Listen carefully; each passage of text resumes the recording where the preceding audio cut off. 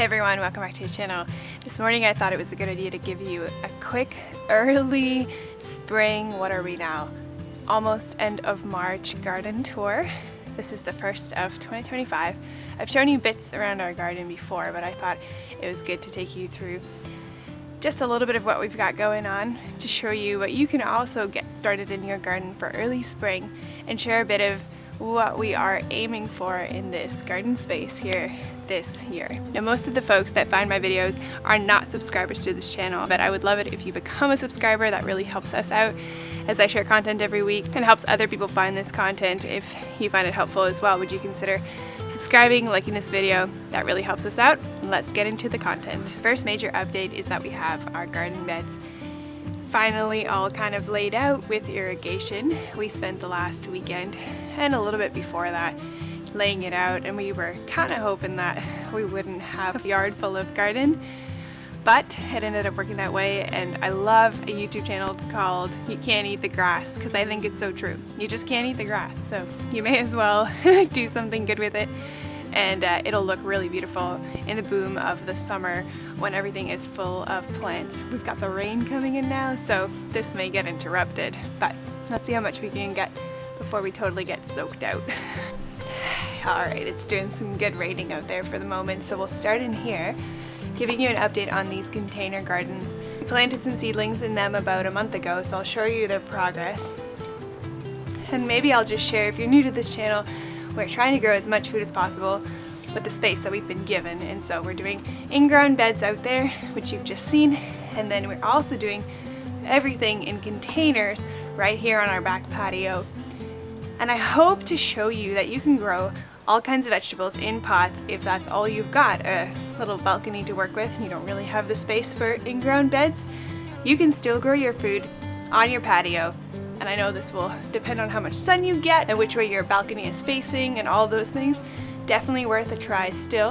And I'm going to show you some visuals, hopefully, in the middle of the summer of vegetables growing in pots, every single one, so that you can see that this is totally possible. So our experiment is starting in these pots first. I've got a whole bunch more for succession sowings and also for our summer vegetables and fruits, so that'll be later.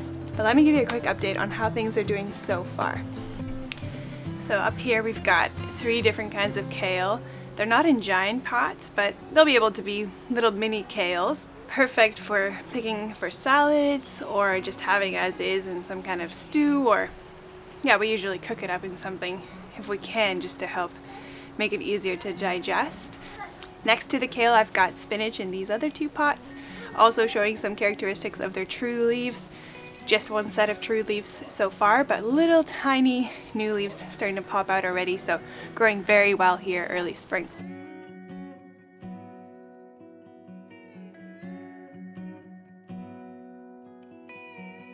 And then I've got 2 big recycling bins. They were just laying around here that we had that are extra, so I've planted some of the bigger stuff into them. The first has some cabbage plants in there. I've got 2 in there, hoping to grow 2 nice cabbages in this first recycling bin. And then I've also got another one for cauliflower over in this corner, which unfortunately this week our son has these craft scissors and he was going around cutting some stuff and made it to my seedlings up here. And so they have suffered a little bit of damage, but hopefully they'll recover. I think I see new leaves slowly popping out, so hopefully we'll still have some more there. Otherwise I'll just replace them with some of the new seedlings we're growing. I've got a broccoli rapini in this big black pot.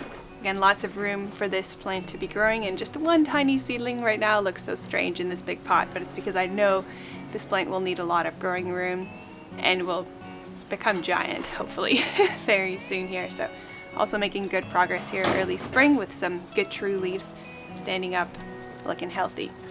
Beside that pot I've got some radishes growing in this black pot.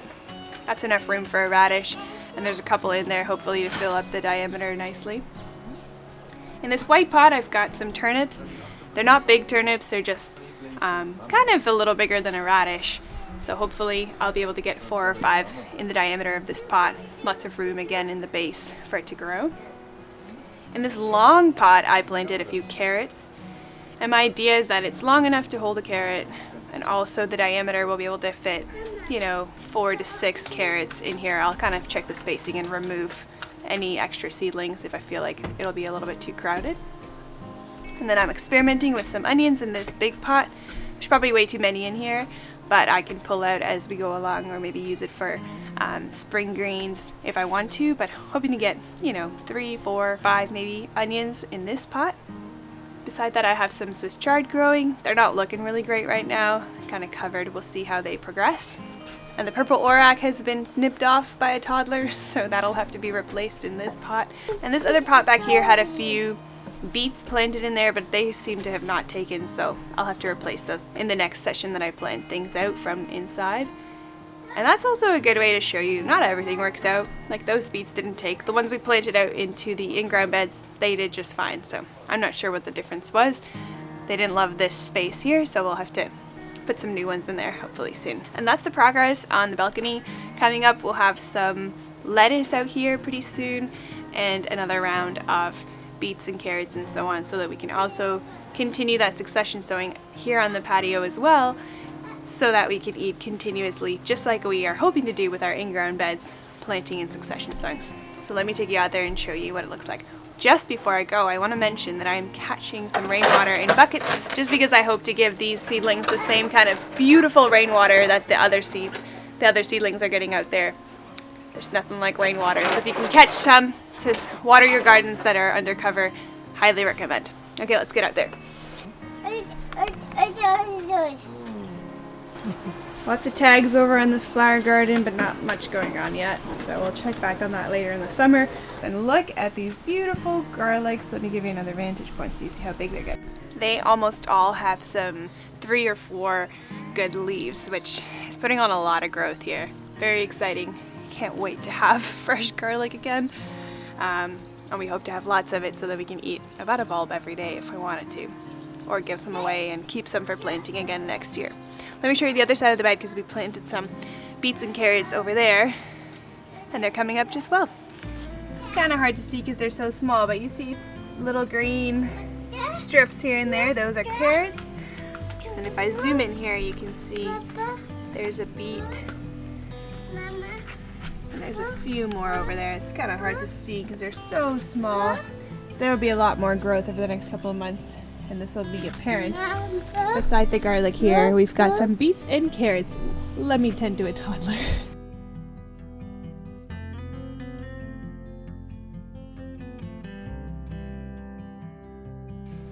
So we got lots of vegetables and flowers growing in here.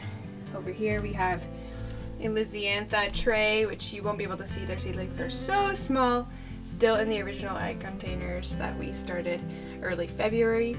Over there we have some sweet peas and peas coming up, kind of staggered. It's actually a really yeah, it's kind of a big mess over here because everything is stacked on top of one another to get as much light as possible. Not ideal. Beets and carrots over in the back, basil, dill, and cilantro. Over here we have a lettuce tray that already fell, and we only have a few lettuce seedlings in the back there that hopefully will recoup. And then a lot of vegetables over here. We're nearing the end of March here, so it's almost time for these things to harden off again outside slowly so that we can start the new round of seedlings for early April.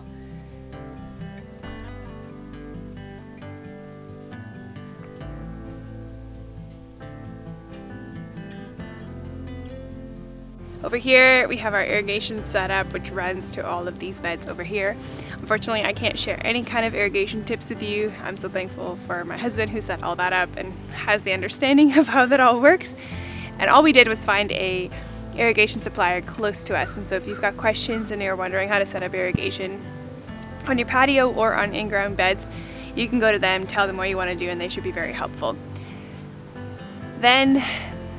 So I've shown you, we've got our pots over here on the patio.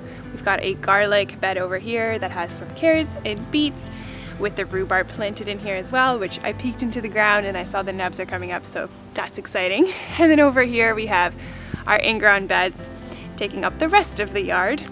And we're using each bed to kind of handle the succession sowings. And so The one in the very far back has the first seedlings that we planted out at the beginning of March, and then each bed will hopefully take the next sowing and the next sowing and so on as we plant all the way up into the summer. And then the idea is that we would use everything up kind of in the order that they were planted, and then those beds will become available again for the fall. We'll see how that works. Succession sowing is tough, finding room for stuff. I'm hoping starting everything in seedlings will be a little bit easier to transplant into spots that they could go into and make all that easier, but it's kind of hard to wrap my head around it right now. Hopefully I can show you, and I'll be learning a lot again this year, but hopefully I can share some things as I make mistakes and try things out myself.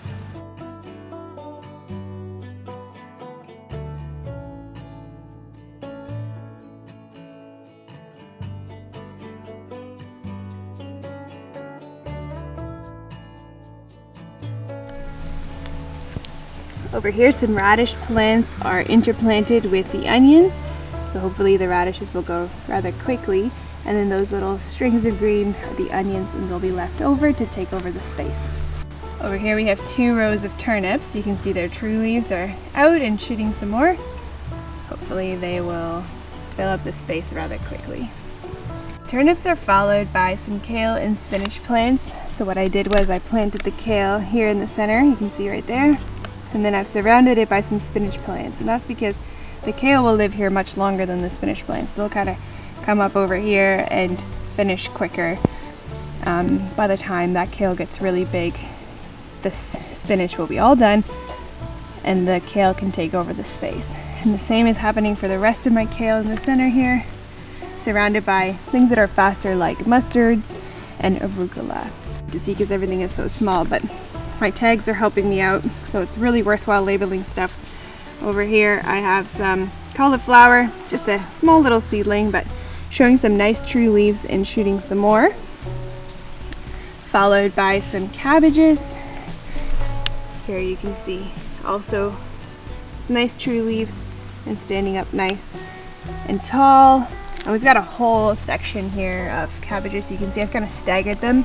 Like there's one, and there's one. And the idea is that they would kind of grow in a diagonal form and take up each other's space, because they can actually grow kind of close together and bunch up.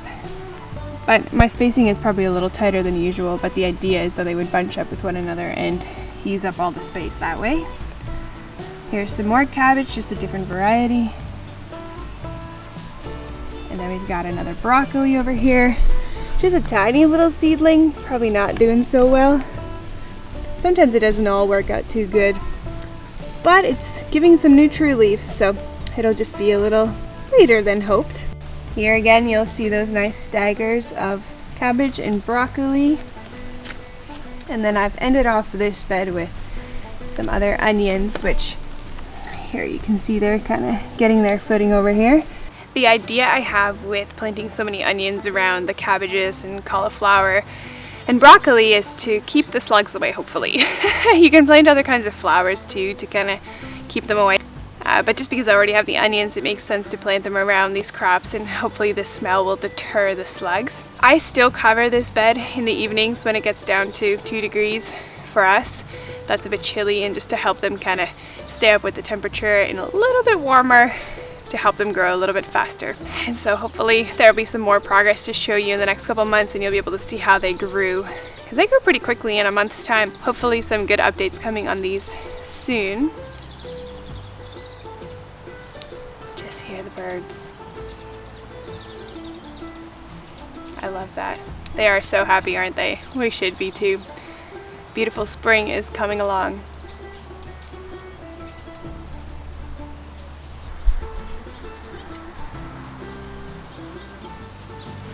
Well, I hope that you have found this helpful, seeing somebody else's garden and gleaning ideas for what you can do in your own garden and what's possible for early spring.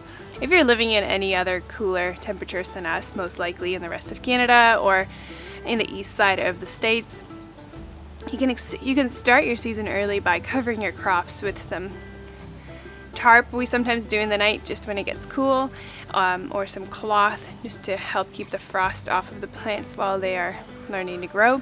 Of course, if you've got some kind of cover, like a greenhouse type of thing, with hoop houses or whatever over your beds or in an actual greenhouse, that would be advantageous to you. But whatever you do, experiment. It is so worth getting some stuff in the ground. I'm sure if you are an advent gardener like me, you can't wait to see some stuff coming up. So get your hands in the soil, start planting some seeds. Pretty soon this place will boom with beauty. I'm already hearing the birds chittering a little more every morning. It's so beautiful. I can't wait for the summer to come.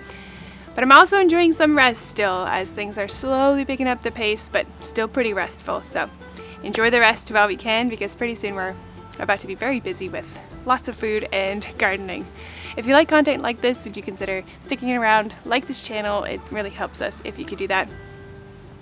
And then we'll catch you in the upcoming videos. Cheers! Bye!